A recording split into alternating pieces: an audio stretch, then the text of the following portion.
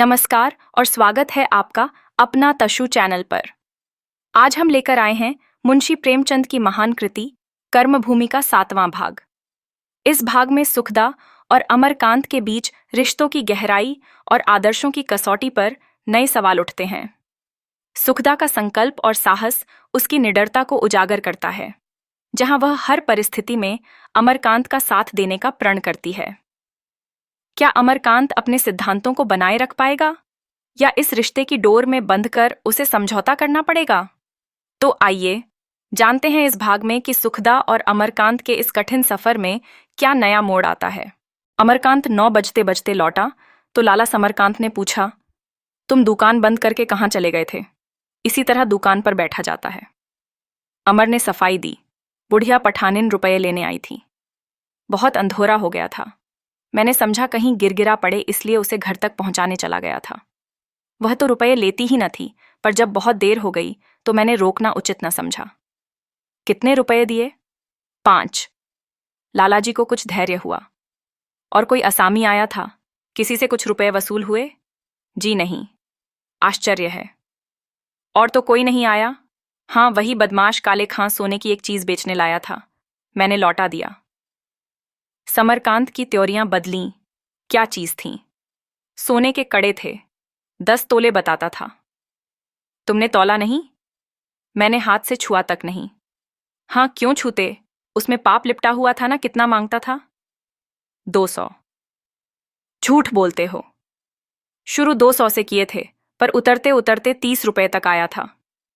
लालाजी की मुद्रा कठोर हो गई। फिर भी तुमने लौटा दिए। और क्या करता? मैं तो उसे सेंत में भी न लेता। ऐसा रोजगार करना मैं पाप समझता हूं। समरकांत क्रोध से विकृत होकर बोले, चुप रहो। शर्माते तो नहीं, ऊपर से बातें बनाते हो। 150 रुपये बैठे बैठाए मिलते थे। वह तुमने धर्म के घमंड में खो दिए। उस पर से अकड़ते हो। जानते भी हो धर्म है क्या चीज। साल में एक बार भी गंगा स्नान करते हो, एक बार भी देवताओं को जल चढ़ाते हो। कभी राम का नाम लिया है जिंदगी में? कभी एकादशी या कोई दूसरा व्रत रखा है? कभी कथा पुराण पढ़ते या सुनते हो? तुम क्या जानो धर्म किसे कहते हैं? धर्म और चीज है, रोजगार और चीज। छी, साफ 150 फेंक दिए। मरकांत धर्म की इस व्याख्या पर मन ही मन हंसकर बोला, आप गंगा स्नान पूजा पाठ को मुख्य धर्म समझते हैं। मैं सच्चाई, सेवा और परोपकार को मुख्य धर्म समझता हूं। स्नान ध्यान पूजा व्रत धर्म के साधन मात्र हैं, धर्म नहीं। समरकांत ने मुंह चिढ़ाकर कहा, ठीक कहते हो, बहुत ठीक। अब संसार तुम्ही को धर्म का आचार्य मानेगा। अगर तुम्हारे धर्म मार्ग पर चलता तो आज मैं भी लंगोटी लगाए घूमता होता। तुम भी यूं महल में बैठकर मौज न करते होते। 4 अक्षर अंग्रेजी पढ़ ली ना, यह उसी की विभूति है। लेकिन मैं ऐसे लोगों को भी जानता हूं जो अंग्रेजी के विद्वान होकर अपना धर्म कर्म निभाए जाते हैं। साफ 150 पानी में डाल दिए। साफ 150 पानी में। अमरकांत ने अधीर होकर कहा, आप बार बार उसकी चर्चा क्यों करते हैं? मैं चोरी और डाके के माल का रोजगार न करूंगा, चाहे आप खुश हों या नाराज। मुझे ऐसे रोजगार से घृणा होती है। तो मेरे काम में वैसी आत्मा की जरूरत नहीं। मैं ऐसी आत्मा चाहता हूं जो अवसर देखकर हानि लाभ का विचार करके काम करे। धर्म को मैं हानि लाभ की तराजू पर नहीं तौल सकता। इस वज्र मूर्खता की दवा चांटे के सिवा और कुछ न थी। लालाजी खून का घूंट पीकर रह गए। अमर हष्ट पुष्ट न होता तो आज उसे धर्म की निंदा करने का मजा मिल जाता। बोले, बस तुम ही तो संसार में एक धर्म के ठेकेदार रह गए हो और सब तो अधर्मी हैं। वही माल जो तुमने अपने घमंड में लौटा दिया। माई की मत का था, तुम्हारे किसी दूसरे भाई ने 2-4 रुपए कम बेच देकर ले लिया होगा। उसने तो रुपए कमाए, तुम नींबू नोन चाट कर रह गए। 150 रुपए तब मिलते हैं जब 150 थान कपड़ा या 150 बोरे चीनी बिक जाए। मुंह का कौर नहीं है। अभी कमाना नहीं पड़ा है, दूसरों की कमाई से चैन उड़ा रहे हो, तभी ऐसी बातें सूझती हैं। जब अपने सिर पड़ेगी तब आंखें खुलेंगी। अमर अब भी कायल न हुआ। बोला, मैं कभी यह रोजगार न करूंगा। लालाजी को लड़के की मूर्खता पर क्रोध की जगह क्रोध मिश्रित दया आ गई। बोले, तो फिर कौन रोजगार करोगे? कौन रोजगार है जिसमें तुम्हारी आत्मा की हत्या न हो? लेन देन, सूद बकरा, अनाज कपड़ा, तेल घी, सभी रोजगारों में दांव घात है। जो दांव घात समझता है वह नगा उठाता है, जो नहीं समझता उसका दिवाला पिट जाता है। मुझे कोई ऐसा रोजगार बता दो जिसमें झूठ न बोलना पड़े, बेईमानी न करनी पड़े। इतने बड़े बड़े हाकिम हैं, बताओ कौन घूस नहीं लेता? एक सीधी सी नकल लेने जाओ तो 1 रुपया लग जाता है। बिना तहरीर लिए थानेदार रपट तक नहीं लिखता। कौन वकील है जो झूठे गवाह नहीं बनाता? लीडरों ही में कौन है जो चंदे के रुपए में नोच खसोट न करता हो? माया पर तो संसार की रचना हुई है, इससे कोई कैसे बच सकता है? अमर ने उदासीन भाव से सिर हिलाकर कहा, अगर रोजगार का यह हाल है तो मैं रोजगार करूंगा ही नहीं। तो घर गिरस्ती कैसे चलेगी? कुएं में पानी की आमद न हो तो कै दिन पानी निकले? अमरकांत ने इस विवाद का अंत करने के इरादे से कहा, मैं भूखों मर जाऊंगा पर आत्मा का गला न घोंटूंगा। तो क्या मजूरी करोगे? मजूरी करने में कोई शर्म नहीं है। समरकांत ने हथौड़े से काम चलते न देखकर घन चलाया, शर्म चाहे न हो पर तुम कर न सकोगे, कहो लिख दूं। मुंह से बक देना सरल है, कर दिखाना कठिन होता है। छोटी का पसीना एड़ी तक आता है, तब 4 घंटे पैसे मिलते हैं। मजूरी करेंगे, 1 घड़ा पानी तो अपने हाथों खींचा नहीं जाता। 4 पैसे की भाजी लेनी होती है तो नौकर लेकर चलते हैं, यह मजूरी करेंगे। अपने भाग्य को सराहो कि मैंने कमा कर रख दिया है। तुम्हारा किया कुछ न होगा। तुम्हारी इन बातों से ऐसा जी जलता है कि सारी जायदाद कृष्णार्पण कर दूं, फिर देखूं तुम्हारी आत्मा किधर जाती है। अमरकांत पर उनकी इस चोट का भी कोई असर न हुआ। आप खुशी से अपनी जायदाद कृष्णार्पण कर दें, मेरे लिए रत्तीह भर भी चिंता न करें। जिस दिन आप यह पुनीत कार्य करेंगे उस दिन मेरा सौभाग्य सूर्य उदय होगा। मैं इस मोह से मुक्त होकर स्वाधीन हो जाऊंगा। जब तक मैं इस बंधन में पड़ा रहूंगा मेरी आत्मा का विकास होगा। समरकांत के पास अब कोई शस्त्र न था। एक क्षण के लिए क्रोध ने उनकी व्यवहार बुद्धि को भ्रष्ट कर दिया। बोले, तो क्यों इस बंधन में पड़े हो? क्यों अपनी आत्मा का विकास नहीं करते? महात्मा ही हो जाओ। कुछ करके दिखाओ तो जिस चीज की तुम कदर नहीं कर सकते वह मैं तुम्हारे गले नहीं मरना चाहता। यह कहते हुए वह ठाकुर द्वारे में चले गए, जहां इस समय आरती का घंटा बज रहा था। अमर इस चुनौती का जवाब न दे सका। वे शब्द जो बाहर न निकल सके उसके हृदय में फोड़े कई तरह टीसने लगे। मुझ पर अपनी संपत्ति की धौंस जमाने चले हैं।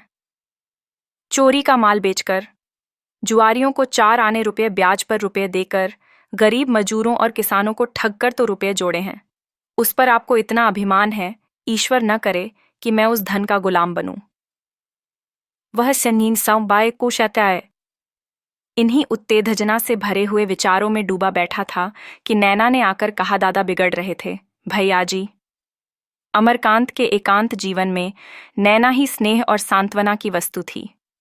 अपना सुख दुख, अपनी विजय और पराजय, अपने मंसूबे और इरादे वह उसी से कहा करता था। यद्यपि सुखदा से अब उसे उतना विराग न था, अब उससे प्रेम भी हो गया था, पर नैना अब भी उसमें निकटतर थी। सुखदा और नैना दोनों उसके अंतस्थल के 2 कूल थे। सुखदा ऊंची, दुर्गम और विशाल थी। लहरें उसके चरणों ही तक पहुंचकर रह जाती थीं।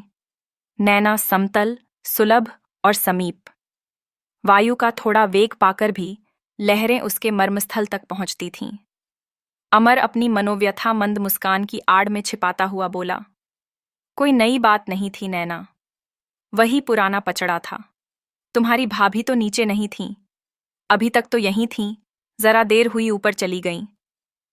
तो आज उधर से भी शस्त्र प्रहार होंगे। दादा ने तो आज मुझसे साफ कह दिया, तुम अपने लिए कोई राह निकालो, और मैं भी सोचता हूं मुझे अब कुछ न कुछ करना चाहिए। यह रोज रोज की फटकार नहीं सही जाती। मैं कोई बुराई करूं तो वह मुझे 10 जूते भी जमा दें, चूं न करूंगा, लेकिन अधर्म पर मुझसे न चला जाएगा। नैना ने इस वक्त मीठी पकौड़ियां, नमकीन पकौड़ियां और न जाने क्या क्या पका रखे थे। उसका मन उन पदार्थों को खिलाने और खाने के आनंद में बसा हुआ था। यह धर्म अधर्म के झगड़े उसे व्यर्थ से जान पड़े। बोली, पहले चलकर पकौड़ियां खा लो, फिर इस विषय पर सलाह होगी।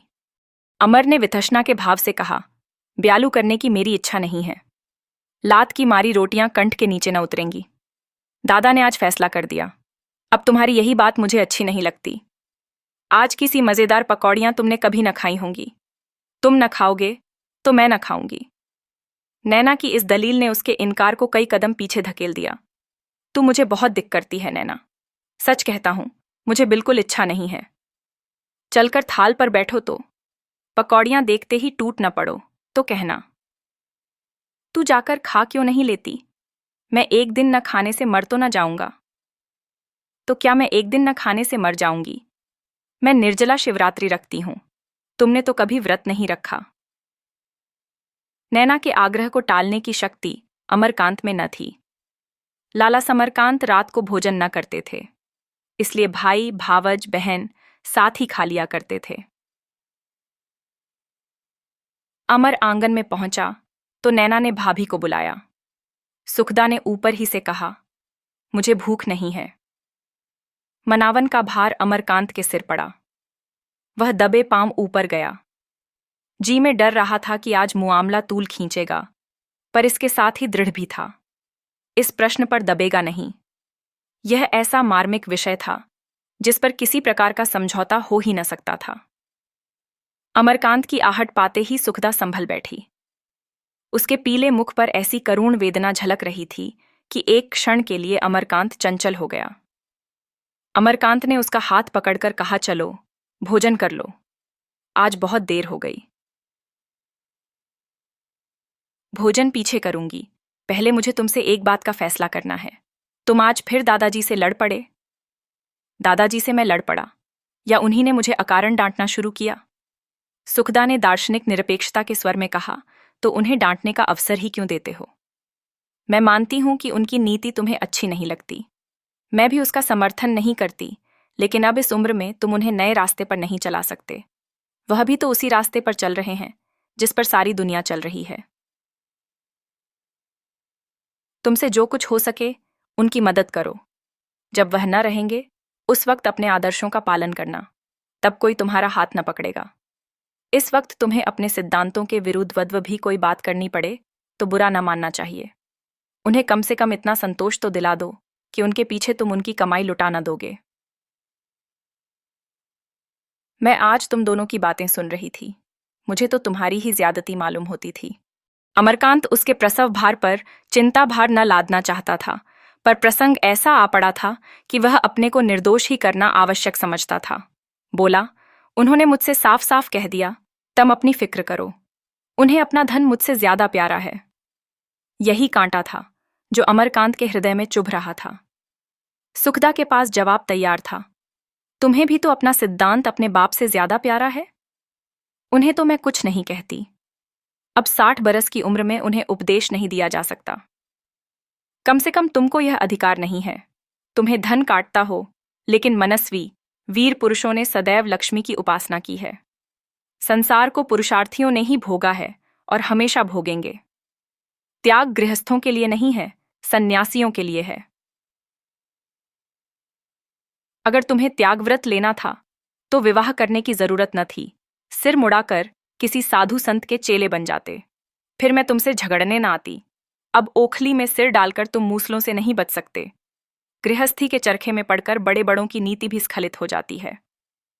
कृष्ण और अर्जुन तक को एक नए तर्क की शरण लेनी पड़ी। अमरकांत ने इस ज्ञानोपदेश का जवाब देने की जरूरत न समझी। ऐसी दलीलों पर गंभीर विचार किया ही नहीं जा सकता था। बोला, तो तुम्हारी सलाह है कि सन्यासी हो जाऊं? सुखदा चिढ़ गई। अपनी दलीलों का यह अनादर न सह सकी। बोली, कायरों को इसके सिवाय और सूझ ही क्या सकता है। धन कमाना आसान नहीं है। व्यवसायियों को जितनी कठिनाइयों का सामना करना पड़ता है, वह अगर सन्यासियों को झेलनी पड़े तो सारा सन्यास भूल जाए। किसी भले आदमी के द्वार पर जाकर पड़े रहने के लिए बल, बुद्धि, विद्या, साहस किसी की भी जरूरत नहीं। धनोपार्जन के लिए खून जलाना पड़ता है, मांस सुखाना पड़ता है। सहज काम नहीं है। धन कहीं पड़ा नहीं है कि जो चाहे बटोर लाए। अमरकांत ने उसी विनोदी भाव से कहा, मैं तो दादा को गद्दी पर बैठे रहने के सिवाय और कुछ करते नहीं देखता। और भी जो बड़े बड़े सेठ साहूकार हैं, उन्हें भी फूलकर कुप्पा होते ही देखा है। रक्त और मांस तो मजदूर ही जलाते हैं, जिसे देखो कंकाल बना हुआ है। सुखदा ने कुछ जवाब न दिया। ऐसी मोटी अक्ल के आदमी से ज्यादा बकवास करना व्यर्थ था। नैना ने पुकारा, तुम क्या करने लगे? भैया आते क्यों नहीं? पकौड़ियां ठंडी हुई जाती हैं। सुखदा ने कहा, तुम जाकर खा क्यों नहीं लेते? बेचारी ने दिन भर तैयारियां की हैं। मैं तो तभी जाऊंगा जब तुम भी चलोगी। वादा करो कि फिर दादाजी से लड़ाई न करोगे। अमरकांत ने गंभीर होकर कहा, सुखदा, मैं तुमसे सत्य कहता हूं। मैंने इस लड़ाई से बचने के लिए कोई बात उठा नहीं रखी। इन 2 सालों में मुझ में कितना परिवर्तन हो गया है, कभी कभी मुझे इस पर स्वयं आश्चर्य होता है। मुझे जिन बातों से घृणा थी, वह सब मैंने अंगीकार कर ली, लेकिन अब उस सीमा पर आ गया हूं कि जौ भर भी आगे बढ़ा तो ऐसे गर्त में जा गिरूंगा जिसकी थाह नहीं है। उस सर्वनाश की ओर मुझे मत ढकेलो। सुखदा को इस कथन में अपने ऊपर लांछन का आभास हुआ। इसे वह कैसे स्वीकार करती? बोली, इसका तो यही आशय है कि मैं तुम्हारा सर्वनाश करना चाहती हूं। अगर अब तक मेरे व्यवहार का यही तत्व तुमने निकाला है, तो तुम्हें इससे बहुत पहले मुझे विष दे देना चाहिए था। अगर तुम समझते हो कि मैं भोग विलास की दासी हूं और केवल स्वार्थवश तुम्हें समझाती हूं, तो तुम मेरे साथ घोरतम अन्याय कर रहे हो। मैं तुमको बता देना चाहती हूं कि विलासिनी सुखदा अवसर पड़ने पर जितने कष्ट झेलने की सामर्थ्य रखती है, उसकी तुम कल्पना भी नहीं कर सकते। ईश्वर वह दिन न लाए कि मैं तुम्हारे पतन का साधन बनूं।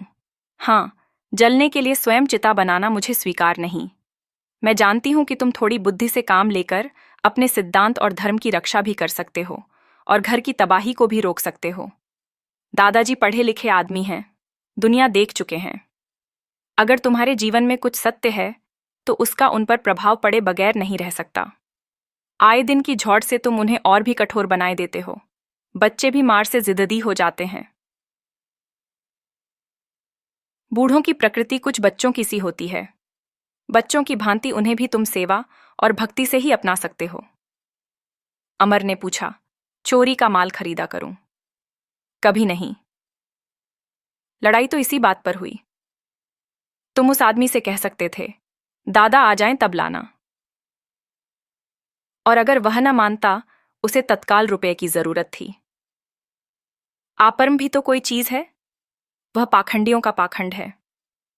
तो मैं तुम्हारे निर्जीव आदर्शवाद को भी पाखंडियों का पाखंड समझती हूं। 1 मिनट तक दोनों थके हुए योद्धाओं की भांति दम लेते रहे। तब अमरकांत ने कहा, नैना पुकार रही है। मैं तो तभी चलूंगी जब तुम वह वादा करोगे। अमरकांत ने अविचल भाव से कहा, तुम्हारी खातिर से कहो, वादा कर लूं, पर मैं उसे पूरा नहीं कर सकता। यही हो सकता है कि मैं घर की किसी बात से सरोकार न रखूं। सुखदा निश्चयात्मक रूप से बोली, यह इससे कहीं अच्छा है कि रोज घर में लड़ाई होती रहे। जब तक इस घर में हो, इस घर की हानि लाभ का तुम्हें विचार करना पड़ेगा। अमर ने अकड़कर कहा, मैं आज इस घर को छोड़ सकता हूं। सुखदा ने बमसा फेंका, और मैं? अमर विस्मय से सुखदा का मुंह देखने लगा। सुखदा ने उसी स्वर में कहा, इस घर से मेरा नाता तुम्हारे आधार पर है। जब तुम इस घर में न रहोगे, तो मेरे लिए यहां क्या रखा है? जहां तुम रहोगे, वहीं मैं भी रहूंगी। अमर ने संशयात्मक स्वर में कहा, तुम अपनी माता के साथ रह सकती हो। माता के साथ क्यों रहूं? मैं किसी की आश्रित नहीं रह सकती। मेरा सुख तुम्हारे साथ है। जिस तरह रखोगे उसी तरह रहूंगी। मैं भी देखूंगी तुम अपने सिद्धांतों के कितने पक्के हो। मैं प्रण करती हूं कि तुमसे कुछ न मांगूंगी। तुम्हें मेरे कारण जरा भी कष्ट न उठाना पड़ेगा। मैं खुद भी कुछ पैदा कर सकती हूं। थोड़ा मिलेगा, थोड़े में गुजर कर लेंगे। बहुत मिलेगा तो पूछना ही क्या। जब एक दिन हमें अपनी झोंपड़ी बनानी ही है, तो क्यों न अभी से हाथ लगा दें। तुम कुएं से पानी लाना, मैं चौका बर्तन कर लूंगी। जो आदमी एक महल में रहता है वह एक कोठरी में भी रह सकता है, फिर कोई धौंस तो न जमा सकेगा। अमरकांत पराभूत हो गया। उसे अपने विषय में तो कोई चिंता नहीं, लेकिन सुखदा के साथ वह यह अत्याचार कैसे कर सकता था। खिसियाकर बोला, वह समय अभी नहीं आया है। सुखदा, क्यों झूठ बोलते हो? तुम्हारे मन में यही भाव है, और इससे बड़ा अन्याय तुम मेरे साथ नहीं कर सकते कष्ट सहने में। या सिद्धांत की रक्षा के लिए स्त्रियां कभी पुरुषों से पीछे नहीं रहीं। तुम मुझे मजबूर कर रहे हो कि और कुछ नहीं तो लांछन से बचने के लिए मैं दादाजी से अलग रहने की आज्ञा मांगूं। बोलो। अमर लज्जित होकर बोला, मुझे क्षमा करो सुखदा। मैं वादा करता हूं कि दादाजी जैसा कहेंगे वैसा ही करूंगा। इसलिए कि तुम्हें मेरे विषय में संदेह है? नहीं, केवल इसलिए कि मुझ में अभी उतना बल नहीं है। इसी समय नैना आकर दोनों को पकौड़ियां खिलाने के लिए घसीट ले गई। सुखदा प्रसन्न थी। उसने आज बहुत बड़ी विजय पाई थी। अमरकांत झेंपा हुआ था। उसके आदर्श और धर्म की आज परीक्षा हो गई थी और उसे अपनी दुर्बलता का ज्ञान हो गया था। ऊंट पहाड़ के नीचे आकर अपनी ऊंचाई देख चुका था। तो दोस्तों, यह था कर्मभूमि का 7वां भाग। इस भाग में हमने देखा कि कैसे सुखदा के साहस और अमरकांत की दुविधा ने उनके रिश्ते को एक नई दिशा दी। प्रेम और आदर्श के इस संघर्ष में क्या दोनों अपने संकल्प को निभा पाएंगे? अगर आपको यह कहानी पसंद आई हो तो हमारे चैनल अपना तशु को सब्सक्राइब करें और अगले भाग का नोटिफिकेशन पाने के लिए बेल आइकन जरूर दबाएं। हमें आपके विचारों का इंतजार रहेगा। धन्यवाद और अगली कहानी में फिर से मिलते हैं।